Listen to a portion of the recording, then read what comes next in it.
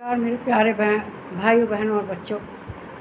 इस समय हम श्रीमद् भगवत गीता का अध्ययन कर रहे हैं और इस अध्ययन क्रम में श्रीमद् भगवत गीता के 18 अध्याय के श्लोक 13 पर आ गए हैं।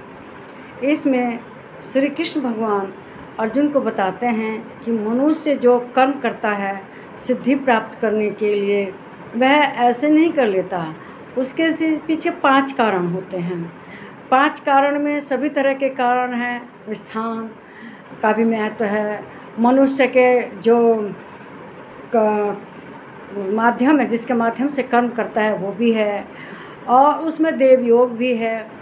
इस तरह से श्री कृष्ण भगवान इस श्लोक में कहते हैं, यह है श्रीमद् भगवत गीता अध्याय 18 श्लोक 13। तो कहते हैं, पंचेतानि महाभाव कर्णानि निबोध में सांख्य कदान्ते प्रोक्तानि सिद्ध सर्व कर्मणाम।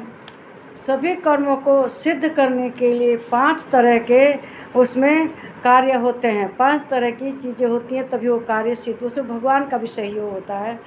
कहते हैं, हे महाभाव मतलब हे अर्जुन, संपूर्ण कर्मों की सिद्धि के ये 5 हेतु कर्मों का अंत करने के लिए, मतलब कर्मों को पूरा करने के लिए, उसकी सिद्धि को प्राप्त करने के लिए जो उपाय हैं सांख्य शास्त्र में, वे 5 उपाय कहे गए हैं, उनको तू मुझसे भली भांति सुन।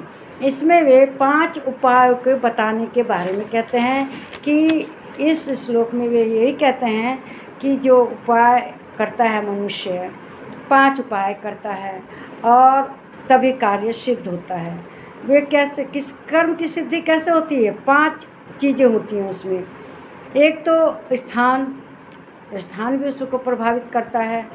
फिर उसमें जो करता है काम को करने वाला, फिर जो उसमें कर्ण है जिसके माध्यम से होता है, हमारी इंद्रियां हैं। जैसे हम गाना वगैरह गाते हैं तो उसमें हमारी जीवा इंद्रियां सहयोग करती है। फिर कर्मेंद्रियां, और जो आदमी कुछ क्रिकेट के मैदान में चाहे कुछ खेलता है तो उसमें कर्म करना पड़ता है, तो उसमें भी माध्यम होता है। फिर कुछ लोग समझते हैं कि उसमें कुछ भगवान का भी योगदान है। कुछ लोग जब आप देखते हैं क्रिकेट के मैदान में बल्ले को चूमेंगे। कुछ लोग क्या करते हैं, जो मैदान है फील्ड को प्रणाम करेंगे। कुछ अपने अपने अलग टोटके हैं। कुछ कहेगा कि भाई खड़े मत होना जब तक मैं खेल रहा हूँ। कुछ कहेंगे ज़रूर वहाँ कुछ गड़बड़ हुई है, कमोड वगैरह खुला इसीलिए मैं तो बंद करके आया था, जब तक बंद रहता है तब तक मैं जीतता हूँ, अगर खुला रहे। मतलब कुछ अपने उनके विश्वास हैं, जिस विश्वास को वो देव योग समझते हैं। तो उसमें भगवान का भी सहारा होता है हमारे कार्य को सिद्ध करने के लिए, सफलता प्राप्त करने के लिए, उसे करने के लिए पूरा। जैसे मान लिया कोई कर्म करके धनी बनना चाहता है ना, उसके कार्य की सिद्धि कैसे होगी? तो उसमें तरह तरह के कारण हैं। जैसे उसमें जहाँ हम बैठ रहे हैं, काम कर रहे हैं, कुछ लोग मान लीजिए कंप्यूटर पर काम कर रहे हैं और पजामा कुर्ता पहन के जाके कुर्सी पर पैर ऊपर रख के करेंगे, तब वो स्थान ठीक नहीं ना मनाएगा। जिस कार्य के लिए जैसी दशा उचित है उसी दशा में वो कार्य करेंगे तभी सही रहेगा। फिर जो हमारी इंद्रियां हैं हमें फिट रखना पड़ेगा।